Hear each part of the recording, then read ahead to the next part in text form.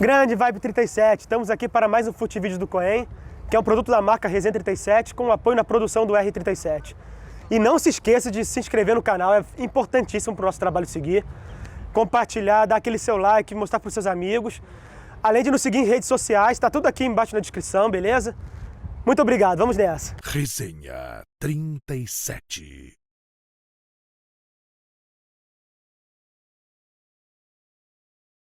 Bem, meus amigos, estamos aqui com o Alexandre Mesquita, uma verdadeira autoridade quando o assunto é Vasco.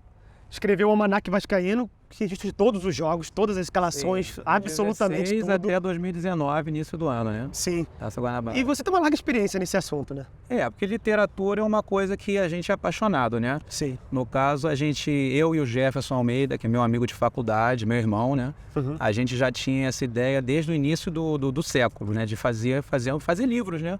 E sempre querendo matar assuntos que não tinham sido bem pesquisados, né? Então a gente a nossa primeira ideia foi fazer um livrão sobre os clássicos do Rio de Janeiro. Que a gente sempre foi apaixonado por todos os clássicos, independente dos dois serem vascaínos, né? Sim. A gente sempre achou muito legal falar sobre os clássicos do Rio, que são os jogos mais importantes, né? E aí a gente começou a fazer o nosso primeiro livro, pensamos em fazer um livrão com todos os clássicos, mas ia ficar uma coisa gigantesca. Então, que a gente acabou fazendo um clássico vovô, que foi o nosso primeiro livro, que seria o primeiro de uma sequência de vários clássicos, né?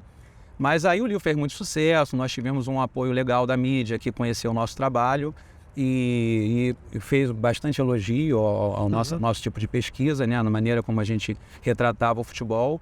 E a gente acabou recebendo convite para fazer outro tipo de livro que seria sobre o Expresso da Vitória. Sim. Que o pessoal sabia que nós éramos vascaínos, que a gente tinha bastante coisa pesquisada. E aí a gente partiu para fazer um livro inédito sobre o maior time do Vasco, a maior fase do Vasco de todos os tempos. Uma fase com poucos registros, né? Infelizmente, muito carente de algo assim. Sem registros de imagem, né? Que é o que a gente tem mais assim dó, né? Porque se tiver, o time do Santos já pega uma fase que você tinha muito filme, né? Muita imagem, né? E mesmo assim longe do ideal. Mas pelo menos era um pouquinho mais. Você tem centenas de gols do Pelé filmados. Sim. Do Expresso da Vitória você não tem nada. Você tem assim, parece que existe um filme lá de Juiz de Fora, entendeu? Uma coisa assim de 2, 3 minutos, mas é uma coisa bem rara de você encontrar. Então aí tira um pouco de valor, né? As pessoas tendem a desvalorizar aquilo que não tem imagem. Atrapalha muito. Atrapalha, que nem as Copas antigas, né? O pessoal começa a dar mais importância à Copa do Mundo da fase dos filmes, né? E a falta de vivência, né, de muita gente da época. Também, quanto mais antigo, mais raro, mais distante fica de ter memória afetiva, de ter pessoas que saibam contar histórias daquele... Então a gente partiu para o Expresso da Vitória, que é um livro de 2010, né? E fez um grande sucesso. Hoje você praticamente não encontra nenhuma edição em lugar nenhum, uma obra rara, né? E aí começamos a fazer outros assuntos. Fizemos sobre os Brasileirões, os velhos Brasileirões que foram reconhecidos pela CBF, né? E de 59 a 70, né? Todos aqueles torneios envolvidos. E fizemos um livro só sobre os principais jogos do Vasco, uma coleçãozinha de jogos memoráveis que saiu do Botafogo e do Vasco só, não chegou a sair do Fluminense e do Flamengo, né? Mas é um livro bem legal, porque a gente caprichou na pesquisa daqueles 30 jogos específicos que a gente retratou, né? Ficou uma coisa bem legal, né? da gente fazer. E esse é o último livro, que no caso eu não fiz com o Jefferson, né? É um outro grupo paralelo que a gente tinha de pesquisa dos jogos do Vasco, né? No caso a gente pesquisa os jogos do time principal, mas a gente costuma aprofundar também em jogos de time misto, de aspirantes, né? Que é o nosso próximo passo, é fazer algo nesse intuito, né? Tentar levar os jogos de aspirantes, de times mistos, de time reserva, aumentar um pouco essa pesquisa nossa, né? E esse livro aí é o mais recente. Que já inclui todos os oficiais, né? Todos os oficiais, todos os campeonatos. A gente está cada vez complementando o que faltou aí, né? As lacunas, poucas lacunas que tem nesse almanaque. A gente procurou agora pesquisar e a gente já tem bastante coisa além do que dá nesse livro, né? E esse livro aí é o nosso último xodó, né? Eu sou apaixonado por esse livro. Eu diria que é o projeto mais ousado, você pegar uma história centenária assim. Porque você fazer um almanaque desse é trabalhoso, entendeu? Você vê que clubes gigantescos do Brasil não tem, como Atlético Mineiro, Internacional, Grêmio, ainda não fizeram um livro como esse, né? Não apareceu no meio de milhões de torcedores. Aqui no Rio, o Botafogo ainda não fez, entendeu? Você tem um almanaque desse estilo do Flamengo e do Fluminense. Mas do Botafogo ainda não lançou.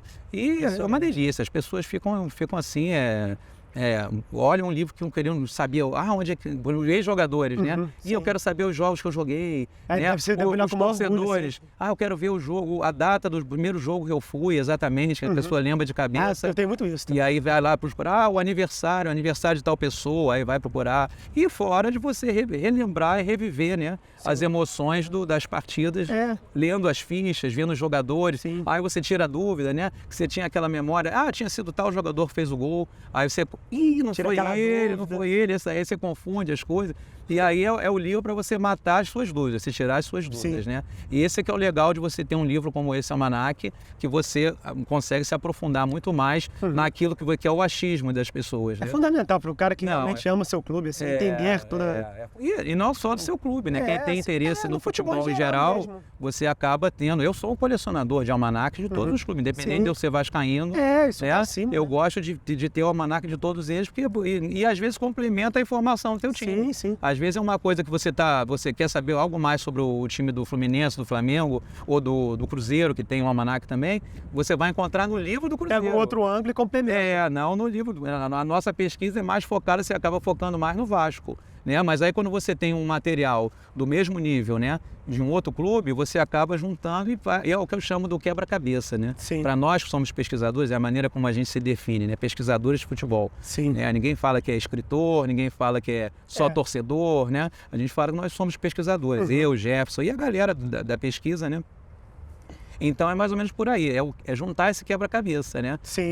Imagina, todos os clubes grandes terem um almanac como esse. É uma coisa fantástica. Um dia você pode juntar tudo, você faz uma página na internet, faz um programa, isso, aquilo, você já vai ter, né, tudo isso se confrontando, tira as dúvidas. A gente tira muita dúvida dos outros, né? A gente foi muito, assim, minucioso com a pesquisa dos times adversários.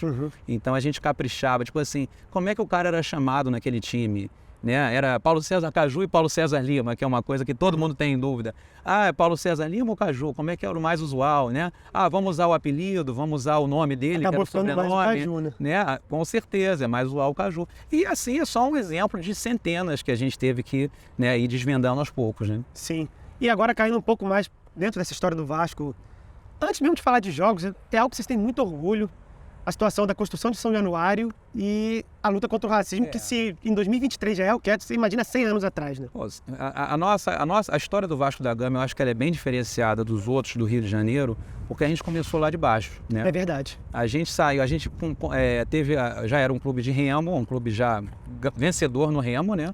Mas quando a gente decide, né, ter um departamento de futebol, a gente começa da terceira divisão, porque o futebol carioca já estava bem organizado, você já tinha condições de fazer 3 divisões, entendeu? Então o Vasco começa da terceira divisão, o Vasco começa tomando uma goleada histórica, né, que é a maior goleada que tomou na história, de 10-1 do Paladino. Então, tipo assim, o Vasco vem de baixo mesmo, e teve que, nesses anos, até chegar em 1923 e chegar a jogar na elite, né, com os outros grandes clubes, demora. O Vasco passou por um processo de... E o engraçado que, como era um clube popular, desde a sua origem, né, o Vasco vai pegando cancha, vai ganhando torcida, entendeu? E aí, quando o Vasco já chega em 1923, o Vasco já tinha uma quantidade legal de torcedores, entendeu? Que naquela época o futebol estava se firmando, né? O futebol começa a ganhar uma notoriedade no Rio de Janeiro em 1916, por volta de 15, 16, né? Que começa já é o esporte mais importante que o remo. Vira aquela transição, já é a transição, porque não tem uma data certa, não tem um dia certo. Era esporte de elite. Mas você tem alguns momentos, alguns episódios que você começa a falar assim, pô, o futebol já tá, é um cronista que fala sobre futebol, é um jogo que fica hiperlotado e as pessoas não conseguem entrar tem um jogo do Flamengo, parece um amistoso do Flamengo com São Bento de São Paulo, que as pessoas ficam do lado de fora das Laranjeiras, o Flamengo já era bicampeão carioca, 14, 15, e aí chega um amistoso contra o campeão paulista. Aí não tem lugar para todo mundo nas Laranjeiras, ou seja, uma coisa absurda. Daí você começa a notar. E a Laranjeira nessa época ainda era pequena, porque ainda não tinha tido a reforma sul-americana de 19. Então são esses momentos pontuais, né? E aí o Vasco está nascendo ali. O Vasco começa a nascer nesse cenário de 1916, que é justamente quando o futebol começa a ser o maior atrativo dos esportes do Rio de Janeiro. E pelo Brasil afora, cada um tem a sua realidade. Mas aí, como é a capital, né, federal, acaba puxando, né? É mais ou menos nesse momento que o Vasco começa a ir ganhando torcida, né? E quando chega na elite, o Vasco ganha. Primeiro campeonato, o Vasco disputa entre os grandes, o Vasco ganha. Ou seja, uma coisa que é totalmente assim absurda de você imaginar. O Fluminense já tinha tido um tricampeonato, o Flamengo já tinha tido 2 bicampeonatos, o Botafogo já tinha ganhado campeonatos. E o Vasco, quando chega, pega já 3 clubes assim grandes, né?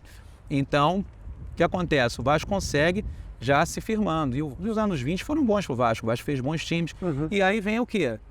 Aquele momento em que o Vasco é proibido de jogar, né, na elite. Por quê? Porque o Vasco era um time do povo. Tinham jogadores que não sabiam ler, não sabiam escrever, mal sabiam assinar o nome, né? Além disso, eram jogadores que eram, entre aspas, contratados para jogar porque tipo assim, eles tinham um vínculo com algum comércio, então era mais ou menos assim, o cara era comerciante, era patrão, deixava o cara sair para treinar, entendeu? O Vasco tinha uma que era diferente, porque isso era uma época do amadorismo. Então todo mundo treinava uma vez por semana, era uma coisa assim bem... Então não tinha um aperfeiçoamento físico adequado, né? E quando o Vasco chega e o Vasco tem, né, um treinamento mais forte, né?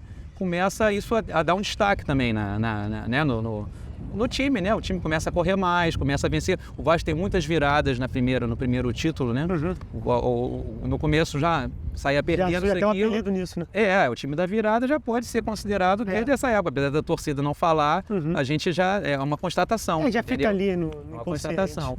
E aí, quando o Vasco é proibido de jogar por ser um time, né?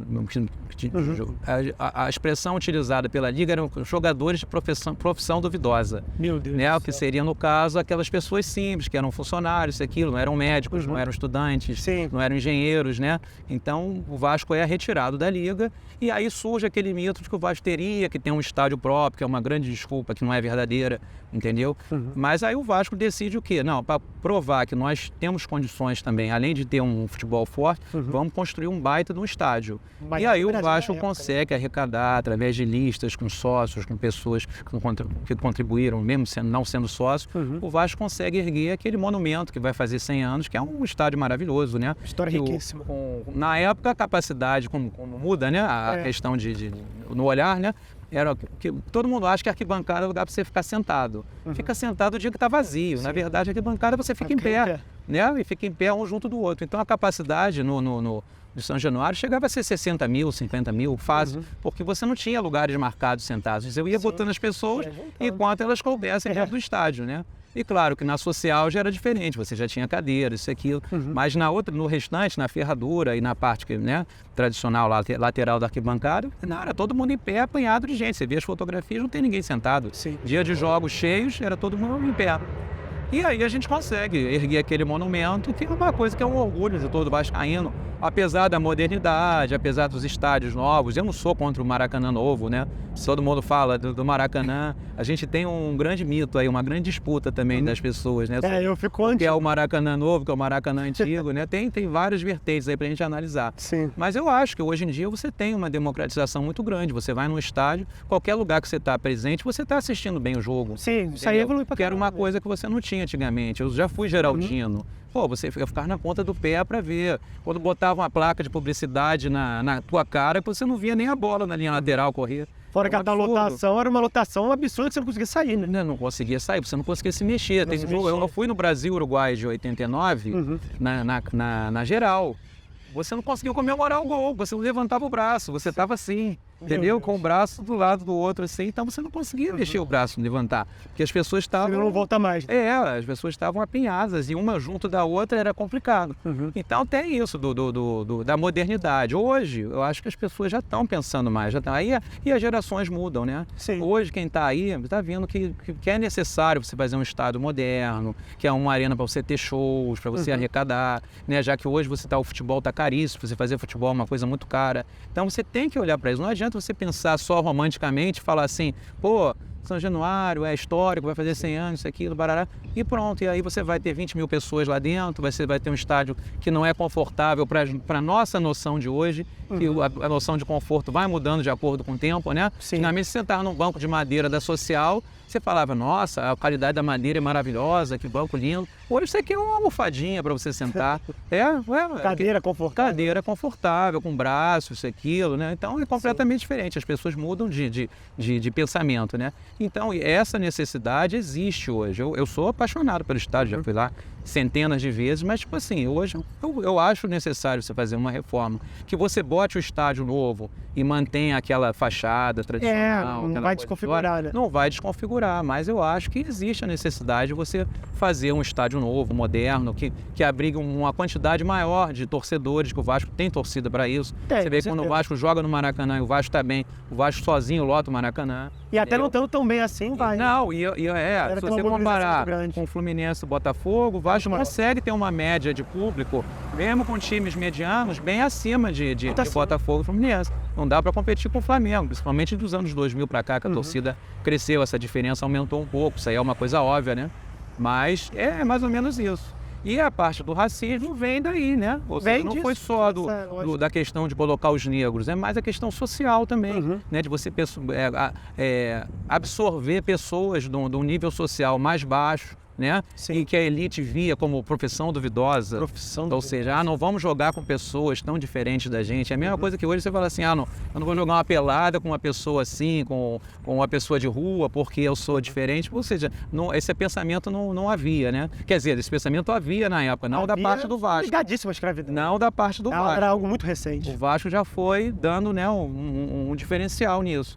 E aí, a partir daí, todos eles já foram aceitando, entendeu? Sim. Apesar do que hoje você ainda tem, né, no Sul, principalmente, você tem episódios, assim, muito tristes, né, de racismo, né? Sim. E na Europa, que a gente nem fala, né? Nem uma coisa que evoluiu, mas muito longe do ideal. Muito longe de estar no ideal, né? Muito longe de estar no ideal.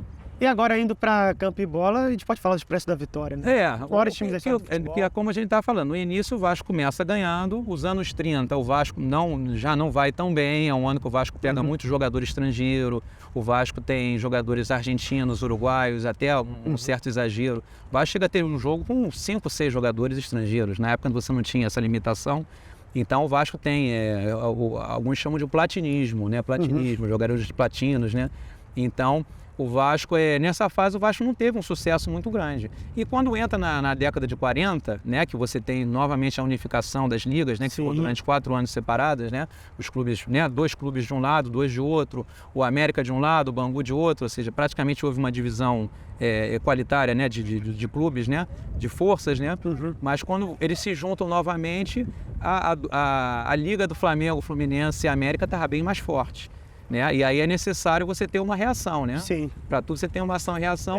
E aí nessa reação surge esse time absurdo que é o Expresso da Vitória. Então a supremacia do Vasco nesse momento histórico é gigantesca diante dos adversários. E como eu estava falando, na época, hoje em dia a gente considera 4 clubes grandes no Rio de Janeiro, mas as gerações do passado não sabem. Inclusive você já tinha o América. E o Bangu, em algumas décadas, chegou a ter um time muito bom. Na década de 50, quando trouxe Zizinho. Na década de 60, que foi quando a família do Castor de Andrade já fez os primeiros, né, grandes investimentos no time. E recentemente, nos anos 80, que o Bangu novamente teve força. Foi quando o Bangu chegou a ser vice-campeão brasileiro. Pois é. Ou seja, então você já chegou a uma época que você tinha 6 clubes grandes no Rio de Janeiro. Que é uma coisa absurda de você imaginar. Uma cidade com 6 clubes grandes. É muita coisa. É muita coisa. Então era uma competitividade muito grande. Sim. E o Vasco domina amplamente essa fase, né? E que se estica um pouco mais, que o Vasco na década de 50 também tem um bom desempenho. O Vasco pega uma fase boa do Flamengo, que é o tricampeonato, né? 53, 54, 55. Posteriormente o Vasco já ganha, 56. 57 já vem o Botafogo forte, que é o surgimento do Garrincha, quando o Garrincha começa a arrebentar. Mas o Vasco já vai e ganha 58, que é o ano de ouro da seleção brasileira. Logo depois do Brasil ser campeão mundial, acabar com a síndrome de vira-lata, o Rio de Janeiro tem um campeonato com 3 times empatados, Vasco, Flamengo e Botafogo. Que é uma coisa absurda. Eles fizeram fazer 2 triangulares, que o primeiro acabou empatado, tiveram que fazer um outro para poder ver quem é que ia ganhar o campeonato. E o Vasco vai e consegue ganhar. Aí, a partir daí, sim, o Vasco tem um hiato grande, né? Até os anos 70, que o Vasco fica sem ganhar. E aí, nos anos 70, o Vasco é um time competitivo. Apesar de não ganhar muitos títulos, o Vasco participa de várias finais, ganha vários turnos. Já era um campeonato com turnos, diferente da pré-70, que era campeonato de pontos corridos. Praticamente sempre foi assim, dessa forma, né? Que é onde começa a virar a chave do Roberto, né? Aí foi quando surge o Roberto Dinamite, exatamente. O Roberto já surge, ele é convidado a jogar, né? A participar do clube em 69, né? Ele é ele é visto por um olheiro chamado Gradim, né? E ele era de Caxias, né? E aí ele vai treinar e em 1970 ele já começa a jogar, né? Não no time principal, mas ele... E aí quando ele começa a ter a primeira oportunidade no time principal, já é no final do ano de 71, né? No Campeonato Brasileiro, né? O primeiro Campeonato Brasileiro que muitos consideram, né? Porque essa fase de pré-70, né? Muito confuso, mas hoje em dia já é reconhecido. Mas aí começa a era Roberto Dinamite, né? O Vasco ali, ele já não é titular de cara, demora... naturalmente, entendeu? Mas aí nesse momento que surge o Roberto, e aí a partir de 74, um título brasileiro, ele como artilheiro, 20 anos, até hoje um dos artilheiros, se não me engano, acho que é o artilheiro mais jovem, mais jovem com 20 anos do brasileiro, acho que não teve artilheiro mais jovem do que ele, né?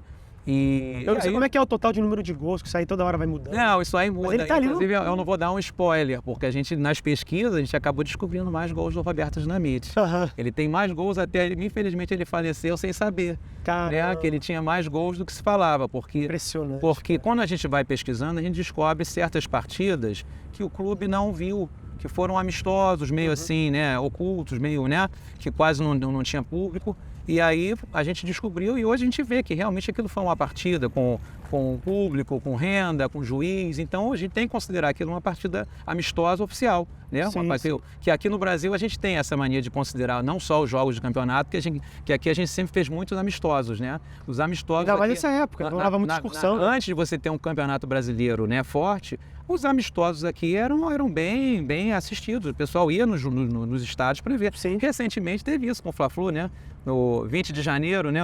Tinha isso. Era a abertura da temporada, eles faziam um Fla-Flu. Foi um dos primeiros jogos que eu lembro de ter assistido na vida, assim. Exatamente. Era a abertura ali, era nos 90 e tal, tinha muito isso. Então, o que acontece? A gente tem um critério diferenciado dos europeus de considerar os amistosos, né? Os amistosos como jogos, né? Como partidas, né?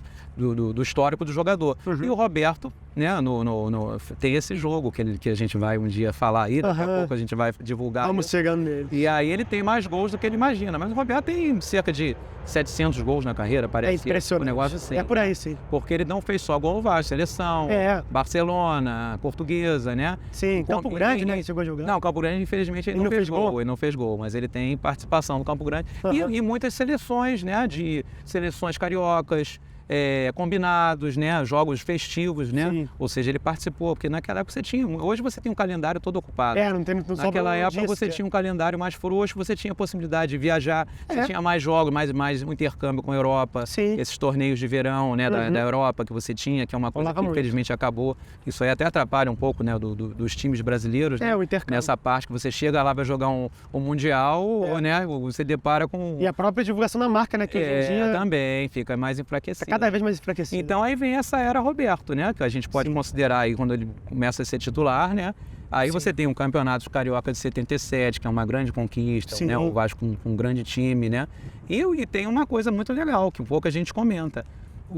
Quando o Vasco ganha o Carioca de 82, é o único título que o Flamengo de Zico perde. É o único disputa de título que o Zico perde. O Zico, toda a disputa que ele jogou, da era Zico, né, que a gente considera, de 78 até ele ir embora para a Europa, em 83, o único título que ele perdeu foi esse contra o Vasco em 82. E sendo que em 81 já dá um trabalho danado na frente. É verdade. Era 3 jogos. Tem aquele do ladrineiro, né? Que entra pelo vestiário do Flamengo, interrompe o jogo na hora que o Vasco estava reagindo, porque o Flamengo estava cansado também daquela sequência de viagens, né? Voltou a morte do Cláudio Coutinho no meio ali, também, era engabalado. Isso aí, e se você contar que o regulamento ajuda o Flamengo, né? Porque o Vasco dos 3 jogos ganha 2 e perde 1. Sim, e o título tinha uma sobra ali. E o título vai para porque ganhou 2 turnos, o Vasco ganhou só 1, aí o Flamengo somou mais pontos no campeonato. Pra mim, esse é o maior feito do Roberto, porque o time não era lá essas coisas nos 80. Não, ainda tem isso. Ele era a resistência da parada. Exatamente. O Vasco, nessa fase do Roberto, o Vasco não teve um ano assim que o Vasco tivesse grandes craques contratados, né? O Vasco em 78 tinha uma outra estrela, que era um jogador de seleção brasileira que as pessoas hoje não valorizam tanto, que era o Dirceuzinho. O Dirceuzinho jogou 3 Copas do Mundo, 7-4, mas aí ele participou da máquina tricolor, né? 7-5, 7-6. Mas aí quando ele vem para o Vasco em 7-7, pouca gente sabe, ele ganhava mais que o Roberto. Nessa fase ele era mais valorizado, porque ele tinha um histórico anterior. O Roberto começa a história dele na seleção brasileira começa em 76 junto com o Zico. Entendeu? Já o Dirceu já tinha jogado uma Copa, olha só. Né? Então, o Dirceu era uma outra estrela, mas assim, grandes craques, um time só de craques, não tinha. Não era. Então, em 82, menos ainda. O Vasco estava com um time que tinha bons jogadores, mas estrela, assim, o Roberto era estrela absoluta, disparado, entendeu? Sim. E aí e uma coisa muito legal é essa amizade que ele tinha com o Zico, né? Uma relação muito legal. Uma relação, né, né, que você vê que até os dois encerrarem a carreira, eles sempre trocaram elogios, sempre se respeitaram. Uma coisa que é muito legal, nunca precisou um agredir o outro, ofender, até a provocação era uma coisa assim bem sutil. Era uma rivalidade sadia, era uma coisa que hoje é difícil você encontrar. E os dois sempre foram bem-vindos na casa do rival. Sim, sempre.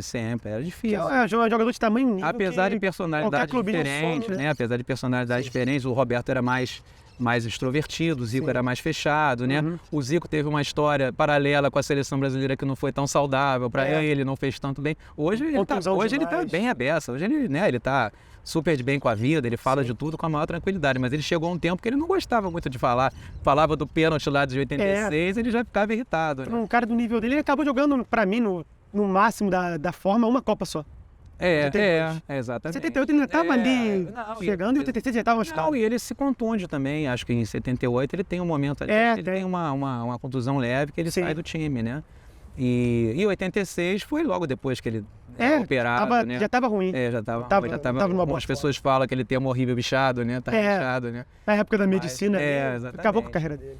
Então, essa fase aí do Roberto se estica um pouco mais, o Zico encerra a carreira, né? Sim. Em 89, o Roberto estica a carreira um pouco mais, mas o Roberto ainda tem grandes títulos, né? Joga dos anos 90, e ele encerra muito legal a carreira dele. Fecha campeão estadual. Ele fecha como campeão estadual do Rio de Janeiro de forma invicta, e já tendo ótimos jogadores do lado, promissores jogadores como Valdir, como Edmundo, né? Mas ele ainda consegue ser a grande estrela, faz bastante gol ainda no campeonato, e ele encerra a carreira de maneira magistral, né? Realmente. E aí, a partir daí, a carreira dele ele escolhe a carreira política, aí já vai para outra vertente, né? Na época ele teria a oportunidade de ser presidente do Vasco. Vira presidente, que não foi um grande presidente assim, mas como jogador a carreira dele foi um espetáculo, né? Agora tem uma curiosidade, que pouca gente fala que seria até muitos vão dizer que seja uma coisa negativa, né? Mas não é só uma curiosidade. Ele, em 77, ele faz o gol da sequência de pênalti, né? Ele fecha a cobrança de pênalti e o Vasco é campeão carioca. Sim. Mas você acredita que ele nunca fez um gol em outra decisão? Meu Deus, não sabia disso. Em 74, ele não faz gol na final. Em 82, naquele jogo, o gol é do Marquinho. 87 é do Tita, né? Ou seja, gol na partida final, numa decisão mesmo que fecha o campeonato, ele nunca fez o gol com a bola rolando, né? Ou seja, isso aí a gente só consegue perceber depois que a gente faz pesquisa, que a gente para pensar. Começa, né? Porque a gente vai somando. Porque a gente vive tantas coisas boas ao longo de uma carreira gigantesca de mais de 20 anos, né? Como titular absoluto. Sim. E a gente depois é que a gente fala, caramba, que engraçado, né? Assim, numa final com bola rolando, ele não perde. E em 84 ele perde um gol incrível na final contra o Fluminense, né? Que muita gente fala, se ele faz o gol ali, o jogo teria prorrogação, parará. Mas essa parte é bem curiosa, né? Sim. E eu acho que vale a pena a gente até voltar um pouquinho no tempo, dentro daquele Expresso da Vitória, pro que foi o Sul-Americano de 48. Né? Ah, com certeza. É um título absurdo. O Sul-Americano de 48 foi o auge daquele time do Expresso da Vitória, né? Foi o auge. O Vasco já teve anos anteriores vencedores, desde 45, aliás, desde 44, né? Que já não ganhou o Carioca, mas ganhou esses outros torneios que eu citei, né? Sim. O Municipal, o Relâmpago. Quando chega em 48, que o Vasco é convidado para participar dessa competição, entendeu? O Vasco tem um feito maravilhoso, que o Vasco não era considerado nem um dos favoritos né? O futebol, o campeonato foi organizado pelo Colo-Colo e a Federação Sul-Americana, né? Então, os times que tinham mais cartaz na época, o River Plate, que tinha acabado de sair de uma década maravilhosa, que eles tinham um apelido chamado de La Máquina, né? E o Nacional de Montevidéu, que era um time tradicional. Provavelmente tem a base da seleção. Ele rivalizava ali com o Peñarol como base sempre, né? Eram os principais times até hoje, né? Até hoje. E o Colo-Colo, por ser o time da casa, né? O torneio foi todo disputado no estádio do Colo-Colo. Então, eram os três assim, mais badalados, né? E o Vasco surpreende, ganha o campeonato, ganha 5 jogos, né? 2 empates, né? Ou seja, o Vasco ali sai invicto do campeonato. E o fecho é contra o River Plate. Já começa ali uma história... Já começa uma história de sucesso diante do River Plate, né? Que continua na Libertadores em 98 e na Mercosul, né? Sim. Ou seja, duas outras competições, né? Legais, importantes, super relevantes que o Vasco ganha, que o River Plate está sempre no nosso caminho. Então aquilo foi um grande marco, realmente. Foi o auge do Expresso da Vitória, foi ganhar aquele torneio de 48, né? Agora, o Vasco em 57 tem um outro grande feito, que é o torneio de Paris, né? Que já não era o Expresso da Vitória mais, já era um time renovado, uma outra geração. Você tinha só o Vavá, que era daquela geração, né? O Vavá pegou talvez o finalzinho. Jogador, né? Viveu o finalzinho do Expresso, né? Mas ele era uma estrela daquela competição, uma das estrelas, o Vasco tinha ótimos jogadores. Mas quando o Vasco ganha do Real Madrid ali também é um outro momento, né, histórico do Vasco e do topo, né? O Vasco chegou no topo ali. Real Madrid era só bicampeão europeu, né? Sim. Ou seja, só bicampeão europeu. Sempre Real Madrid, né? Exatamente. Então...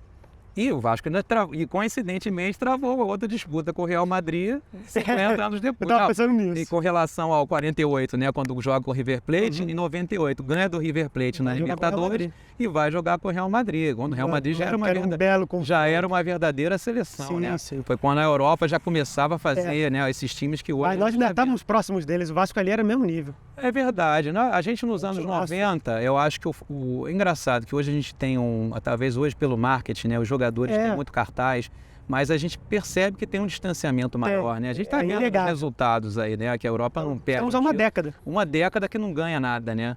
Então, não ganha esse confronto com os europeus na disputa no Mundial. E onde existe o equilíbrio com o mundo africano, asiático, eliminações. Perde para Tigres, perde para o Hilal, perde para Raja Casablanca.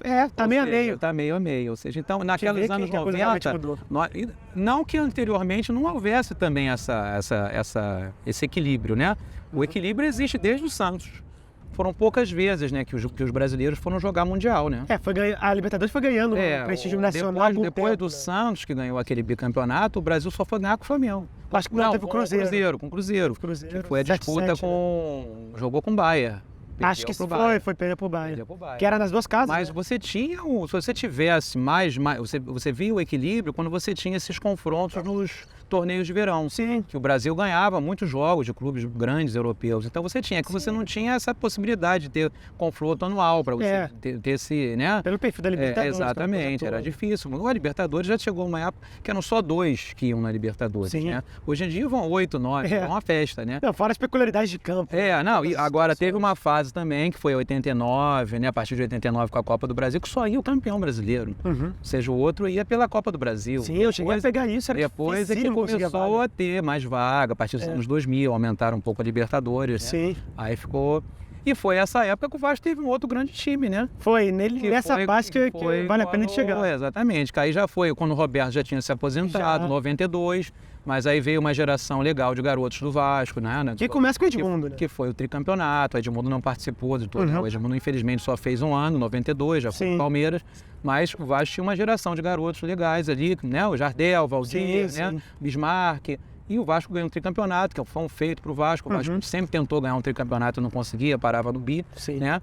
E ali começa a surgir aquele momento que surge o grande time de 97, que vai até 2000, 2001. Que é um dos grandes auge do Vasco. Eu até pontuo até 2001 que o Vasco fez uma Libertadores fantástica, ganhou os 8 jogos seguidos, entendeu? Uma coisa que é difícil você ganhar os 8 primeiros jogos, né?